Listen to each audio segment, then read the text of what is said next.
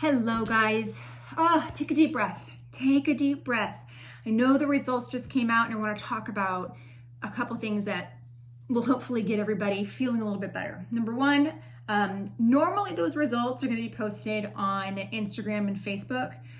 They're being posted right now to Facebook. I apologize for that. We were a little late in getting the graphics from our design company. That's not normal. So if some of you are going, I didn't get to class till tonight, I don't want to wait, always feel free to email me and I'll tell you for sure. But again, normally that'll come out sooner. Guys, this is week 1.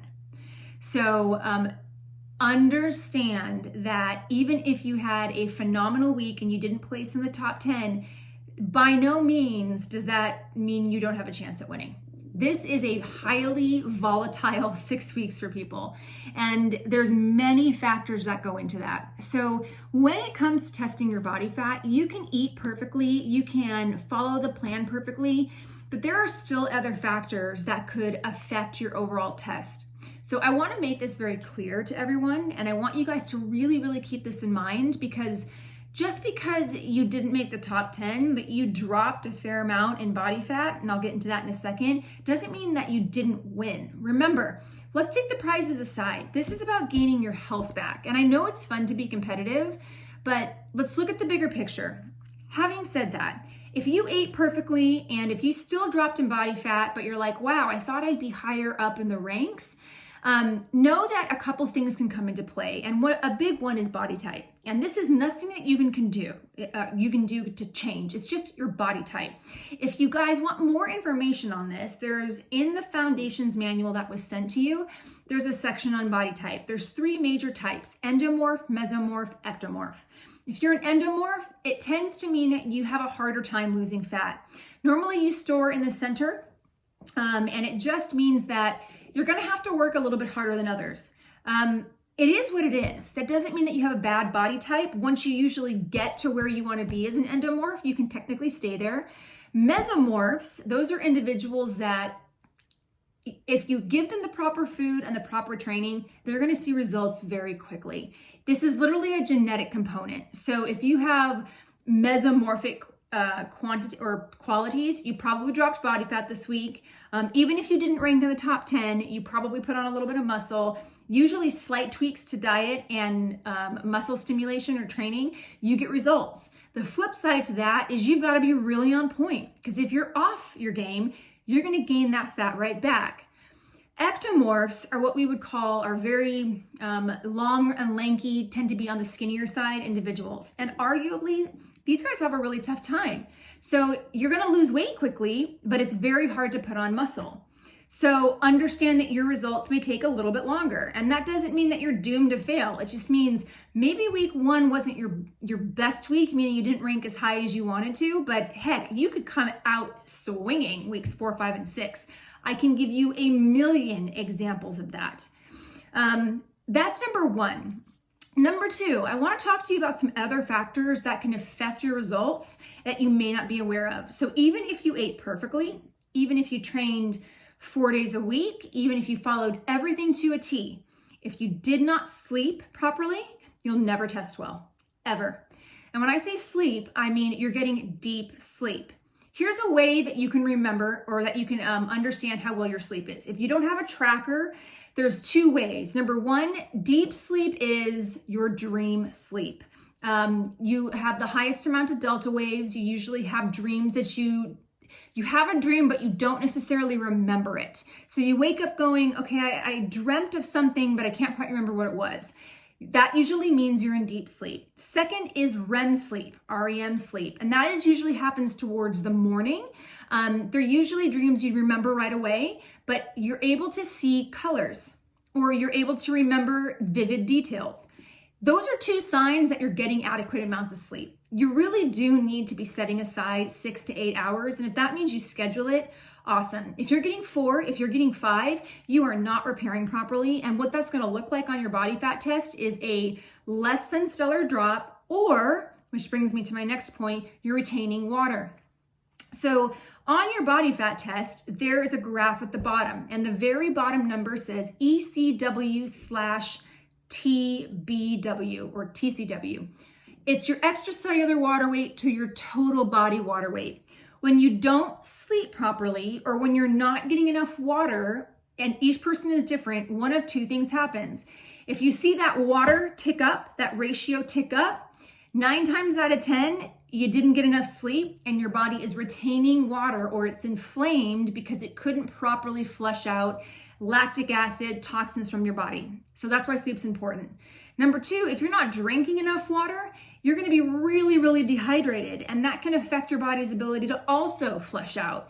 So you want that number between 0.36 something, 0.37 something. If it's jumping up to 0.38, 0.39, 0.4, you are retaining water. And that means you need to drink more water and you need to get more sleep. Number 2, or 3, 4, whatever, stress. Stress is one of those things that a lot of us, myself included, were like, no big deal, I'm stressed.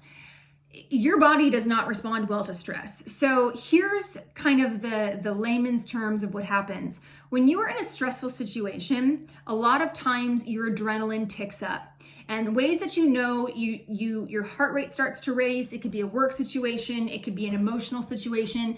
Most people lose their appetite. Back in the day, when I say back in the day, you can think of, early human existence.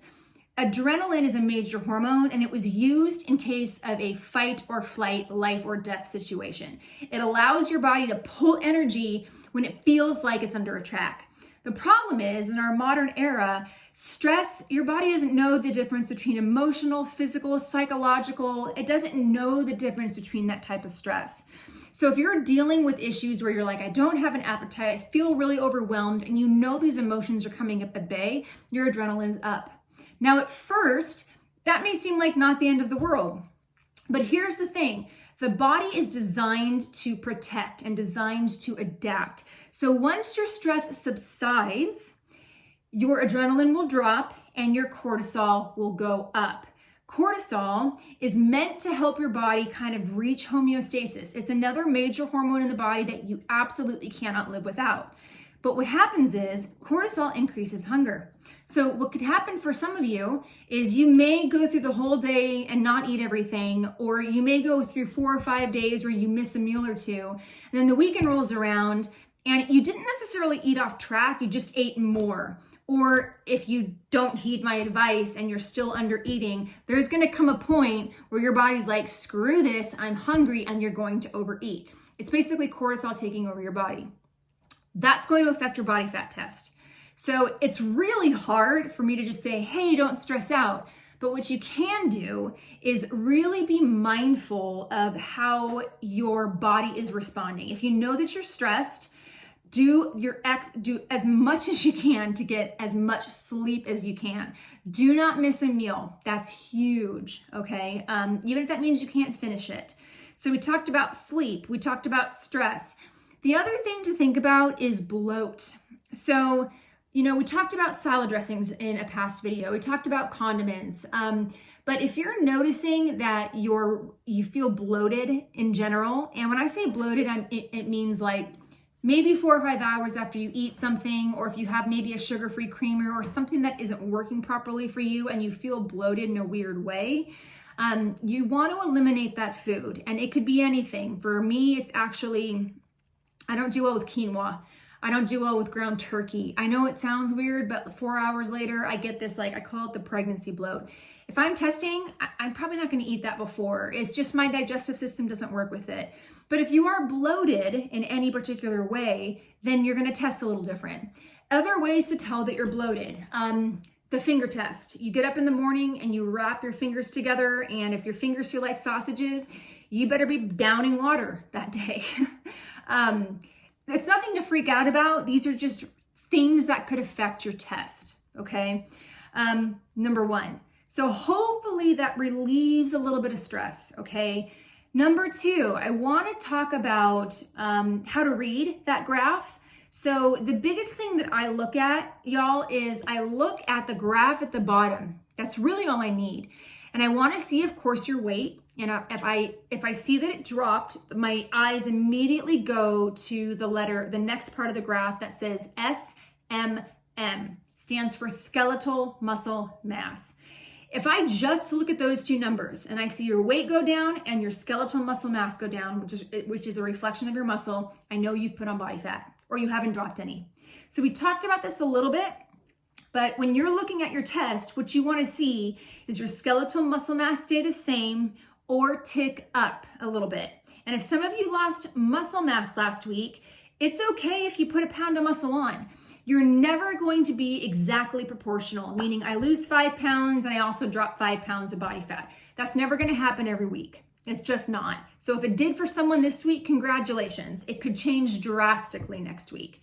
So when you're looking at that test, look at your water. See if that's at the very bottom, the ECW to TBW. Is it stable or did it shoot up? Look at your skeletal muscle mass. Did it stay the same or did it drop down? If it went up, awesome. If it went down or stayed the same, if it stayed the same, you're great. If it went down, okay, that just means I might need more food. Which brings me to, if you're struggling and you don't have a fitness tracker, you need to get one. I talked about this in the video before. I live with this stupid thing. It's not sexy. I hate wearing the chest strap, but let me tell you, I would be drastically under eating if I didn't have this. I don't have the luxury of training, and I did a cycling, I have a Peloton. I had no clue I burned, 600 calories doing a bike ride today. I would have guessed it would have been 2 or 3.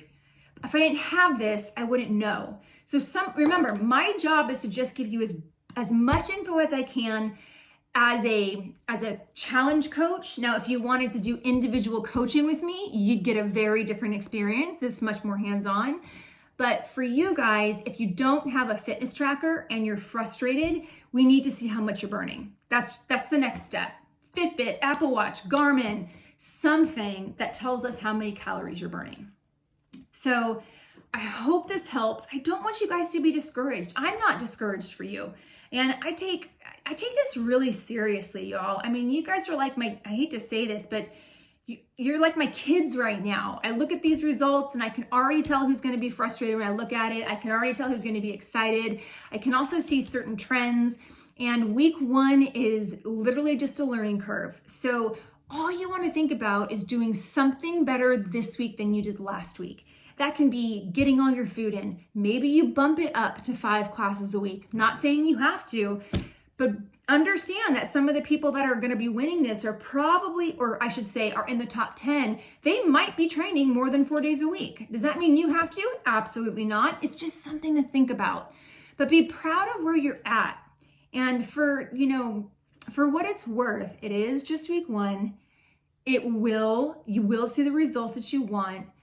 You can vent to me all you want, but I promise you that if you stay the course, you will get the results that you need. Hope this helps. Much love to all of you and continue having a fantastic week.